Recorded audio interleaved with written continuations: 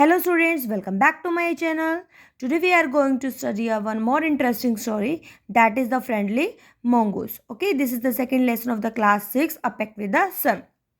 Before starting this chapter, the few points are given here. A farmer and his wife and their small child lived in a village. कि एक farmer है, उसकी wife है और एक छोटा सा बच्चा है, गांव में रहते थे. There was also a baby mongoose in the house who they believed would be their son, companion and friend in future. उनके पास एक छोटा सा मोंगूस था बेबी घर में, और उनको ये बिलीव था कि वो फ्यूचर में उनका क्या होगा, उसके जो फ्रेंड मतलब कि बेटे का फ्रेंड होगा, कंपेनियन मतलब फ्रेंड रहेगा. ठीक है. One day the farmer and his wife went out living the child alone with the मोंगूस. और एक दिन क्या होता है, फार्मर और उसकी जो वाइफ होती है वो उस बच्चे को मोंगूस के पास छोड़ के चले जाते हैं. Let's see what happened at the end of the story. Once a farmer and his wife lived in a village with their small son. जैसे कि हमने पहले भी पढ़ा है कि एक बार एक फार्मर था और उसकी वाइफ थी, वो एक गांव में एक छोटे से बच्चे के साथ रहते थे, उनका एक स्मॉल बेबी था. They loved him very much, और वो उसको बहुत प्यार करते थे. वी मस्ट हैव अ पेट. ठीक है. अब जैसे क्या होता है, सभी के पास कोई ना कोई पेट होता है ना.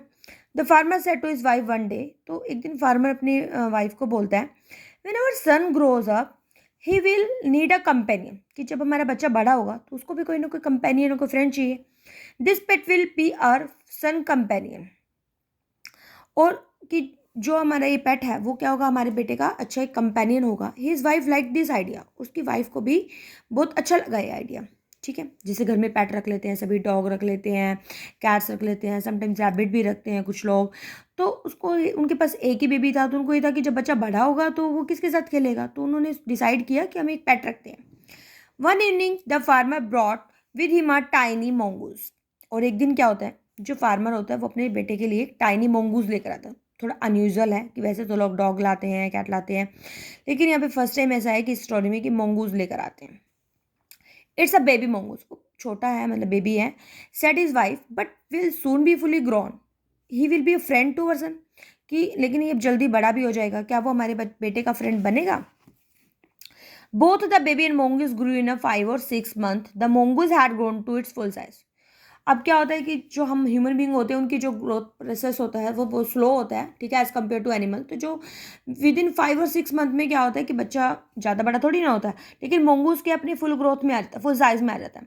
अ lovely animal with two shining black eyes, a bushy tail. ठीक है. उसकी मतलब कि क्या होती है, मतलब कि शाइनिंग ब्लैक आइज होती हैं, टॉल होता है वो, बुशी मतलब अच्छे से फर होते हैं उसकी बॉडी पे. The farmer son was still a baby in the cradle, लेकिन जो बच्चा था वो अभी भी छोटा ही था. ठीक है. क्रेडल में था. क्रेडल में तो छोटा ही बच्चा था, 5 6 मंथ का. स्लीपिंग एंड क्राइंग अल्टरनेटली, कि जैसे छोटा बच्चा क्या करता है, कभी सोता है कभी रोता है ना, यही काम करता है. One day the farmer wife wanted to go to the market, और एक दिन क्या होता है, जो फार्मर की वाइफ होती है वो मार्केट जाना चाहती है. She fed the baby and rocked him to sleep in his little cradle. अब वो बच्चे को फीड करा देती है. रॉक्ड मतलब जैसे झूला को हम एकदम से कॉन्टिन्यूस जैसे करते हैं ना, झुलाते हैं, तो वो झूला मतलब कि उसको चला के और मूव करके वो मतलब कि उसको सुला देती है और क्रेडल में. ठीक है. पिकिंग अप द बास्केट, और वो बास्केट लेती है. And she said to her husband, और अपने हस्बैंड को बोलती है, I am off to the बाजार, कि मैं बाजार जा रही हूँ. द बेबी इज स्लीपिंग, बच्चा सो रहा है. Keep an I on him, और उसके ऊपर नजर रखना. फ्रेंकली, वो एकदम कहते हैं कि मैं साफ साफ बोल रही हूँ, I don't like to leave the child alone with the mongoose, कि मैं मोंगूस के साथ ना मतलब कि अपना बच्चा अकेला नहीं छोड़ना चाहती. You need not be afraid, said the farmer. Farmer क्या कहते हैं कि तुम्हें डरने की जरूरत नहीं है. The mongoose is friendly animal, कि जो मोंगूज है वो एक अच्छा मतलब फ्रेंडली एनिमल है. It is as sweet as our baby, वो ऐसे ही स्वीट है जैसे बेबी होता है. And they are the best of friends you know, और वो तुम्हें पता है ना कि अच्छे बेस्ट फ्रेंड्स हैं. The wife went away and the farmer having nothing to do in the house. जो वाइफ जाती है और वो मतलब कि जैसे जो फार्मर होता है वो हैव नथिंग टू डू, उसके पास कुछ नहीं होता घर में करने के लिए, तो डिसाइडेड टू गो आउट. वो सोचते कि चलो थोड़ा घर में कुछ काम नहीं है, उसकी वाइफ भी चली गई है, तो वो सोचते कि चलो मैं बाहर चले जाता हूँ. Take a look at his fields, कि खेतों में थोड़ा सा देख लो, जो ज़्यादा दूर भी नहीं है. ठीक है. Not far away.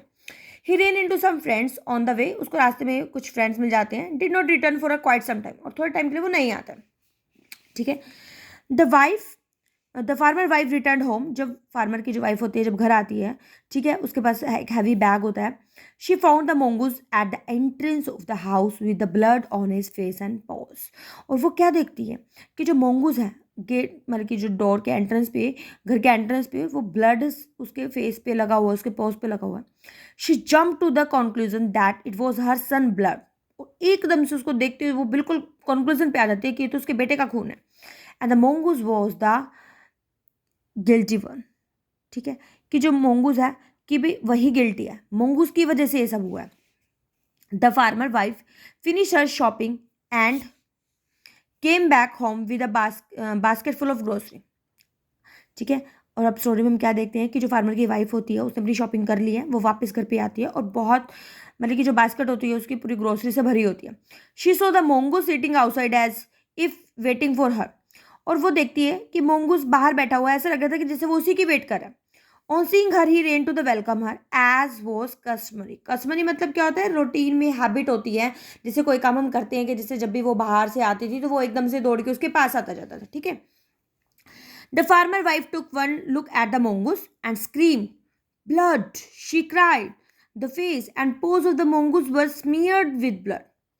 अब वाइफ ने तो एकदम से देखा, फार्मर की वाइफ ने एकदम से देखा मंगूस को और चिल्लाई ब्लड. एकदम से चिल्लाती है और कहते हैं कि उसके जो फेस होते हैं, जो उसके पोज होते हैं मंगूस के, वो ब्लड से धसे हुए थे. ठीक है.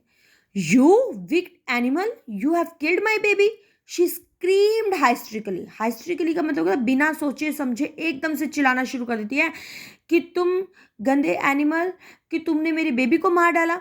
मतलब कुछ नहीं सोचा कि क्या रीज़न था क्या नहीं रीज़न. उसको देखते ही उसने देखा कि उसको तो खून लगा हुआ है और वो एकदम से बिना सोचे समझे उसको मार देती है, मतलब कि उसको बोलती है. ठीक है. पहले she was blind with rage. Rage मतलब गुस्से से बिल्कुल ही मतलब पागल हो जाती है. With all her strength brought down the heavy basket full of groceries on the blood smeared mongoose and ran inside to the child cradle. और वो क्या करती है, जो उस इतना हैवी सामान जो बास्केट का लेकर आई थी ना, वो सारा का सारा ऊपर करके और mongoose के ऊपर जो ब्लड से लदा होता है उसके ऊपर फेंक देती है. ठीक है. और एकदम से स्पीड से वो जो बच्चा कैडल में होता है उसके पास चल जाते हैं. जैसे देखो पिक्चर में भी दिख रहा है ना कि बच्चा सो रहा है. ठीक है. और जो वेजिटेबल गिरी हुई हैं, तो द बेबी वॉज फास्ट. अब उसने अंदर जाके क्या देखा, जैसे अंदर आके देखा कि बच्चा तो आराम से सो रहा है. But on the floor lay a black snake torn and bleeding. उसने क्या देखा फ्लोर पे कि एक ब्लैक कलर का जो स्नेक है वो मतलब कि वो गिरा हुआ है. ठीक है. और उसमें से मतलब कि ब्लीडिंग हो रही है. ठीक है. In a flash she realize what had happen. जब उसने देखा उसके खून को देखकर उसने रियलाइज़ किया कि रियलिटी में क्या हुआ था. रियलिटी में क्या हुआ था कि जो मोंगूस था उसने स्नेक को मारा था, कि उसको ये था कि भाई स्नेक ने तो बच्चे को मार देता, तो मोंगूस ने तो स्नेक को मार के बच्चे की हेल्प की ना, बच्चे की, क्योंकि वो फ्रेंड भी थे. तो she rain out looking for the mangoes. अब मोंगूस के पास वो एकदम से बाहर जाके देखती है. अब तो क्या होना था भाई, है ना, जब उसने कर ही दिया ये काम. Oh, you saved my child. You have killed the snake. You killed the snake. What have I done? और फिर वो अपने आप से बोलती है कि सॉरी, कि ये मैंने क्या कर दिया. मैंने अपने बच्चे को बचाने के चक्कर में मैंने तो तुम्हें मतलब कि तुमने मेरे बच्चे को बचाया और मैंने मतलब कि और तुमने स्नेक को भी मार दिया, और ये मैंने क्या कर दिया. She cried. एकदम से चिल्लाती है और टचिंग द मोंगूस, और मोंगूस को टच करती है. हु ले डेड एंड स्टिल. जो मरा हुआ पड़ा हुआ था और स्टिल था बिल्कुल ही, अनअवेयर ऑफ हर सॉबिंग. और जैसे वो उसको टच कर रही है तो उसको पता भी नहीं था कि वो उसको मतलब कि लग ही नहीं रहा कि जैसे सांस ले रहा है वो. ठीक है. क्योंकि वो मर चुका है already. The farmer wife who had acted hastily and rashly. अब जो फार्मर की वाइफ है जिसने एक्ट किया हेस्टली एंड रैशली का मतलब क्या है, बिना सोचे समझे स्पीड से एकदम से उन्हें डिसीजन ले लिया. मतलब देखा उसने उसको खून लगा हुआ है, बिल्कुल उसके बारे में सोचा ही नहीं कि ऐसा कैसे हो सकता है, लेकिन वो एकदम से क्या हुआ, उसको मार देती है. Started long at the dead मोंगूस. अब क्या था कि अब तो उसके पास वो डेड डेड हो ही चुका था मोंगूस है जो. Then she heard the baby crying. और जैसे ही वो बच्चे की रोने की आवाज़ सुनती है, वाइपिंग हर टीयर्स, अपने मतलब कि जो टीयर्स है वो वाइप करती है. And she went to him to feed him. और एकदम से वो अंदर चल जाती है और बच्चे को फीड कराने लग जाती है. ठीक है. तो ये जो स्टोरी है फ्रॉम पंचतंत्र. तो अभी ये देखो, it is the end of the story. तो अब ये देखो स्टोरी में हमें क्या मतलब कितना अच्छा मैसेज मिला है कि कभी भी हमें कोई डिसीजन ना गुस्से में आके नहीं लेना चाहिए. ठीक है. हमारी लाइफ में ऐसा बहुत बार होता है. ठीक है. जब फियर और एंगर, जब दोनों चीज़ें साथ साथ चलती है ना, तो हमें डिसीजन नहीं लेना चाहिए. ठीक है. समटाइम्स क्या होता है कि हम गुस्से में आकर डिसीजन लेते हैं कि हम इसी से बात नहीं करेंगे, हम ये काम नहीं करेंगे. ठीक है. मैं ये कर दूंगी वो कर दूंगी. लेकिन उस टाइम में हमें क्या करना चाहिए, हमें अपने आप को रिलैक्स करना चाहिए. क्योंकि जब हमारे अंदर ये सिचुएशन आती है गुस्से की और डर की, तो हम क्या करते हैं, हमेशा रॉन्ग डिसीजन लेते हैं और नेगेटिविटी हो जाती है. तो हमें क्या रहना चाहिए, सिचुएशन में काम रहना चाहिए। अब देखो उसने एकदम से ही जल्दबाजी में डिसीजन लिया, उसने एकदम से देखा, एकदम से रिएक्ट कर दिया, लेकिन बाद में क्या पता चला उसको कि उसने तो गलत कर दिया, ठीक है। तो अब यही हमारे साथ ऐसा होता है कि हम समटाइम्स ऐसा डिसीजन लेते हैं कि हमें बाद में रिग्रेट करना पड़ता है, हमें बाद में फील होता है कि हमने ये ऐसा क्यों किया। तो I think this lesson, this message is important for everyone, सबके लिए ये ज़रूरी, बच्चे हो या बड़े हों, ठीक है। होपफुली आपको वीडियो अच्छी लगी होगी, ठीक है। आपको थोड़ा सा ये लगा होगा क्योंकि मैंने अपने हाथ में पकड़ा हुआ, मैं मतलब स्टैंड में नहीं लगा रखा फ़ोन, तो थोड़ा सा फोकस नहीं बन पाता। तो आप क्या करिए, जब भी आप स्टोरी पढ़ रहे हो तो आप अपने पास बच्चे बुक रखो, ठीक है, और लाइन टू लाइन देखो जैसे मैं आपको पढ़ा रही हूँ। बहुत ही इंटरेस्टिंग स्टोरी है, ठीक है। और अगर आपको वीडियो अच्छी लगे हैं, तो अगर मतलब मज़ा आया है, वीडियो इन्फॉर्मेटिव लगी है, तो लाइक शेयर करना ना भूलें, क्योंकि आपका like share is very important for me, ठीक है। कमेंट सेक्शन में भी आप राइट कर सकते हैं, because you are grown enough, you can write, ठीक है। Few lines for a teacher, बच्चे के लिए लिखी, टीचर के लिए लिख ही सकते हो, ठीक है। Okay, bye bye, meet you next video with a interesting story. Okay, bye bye.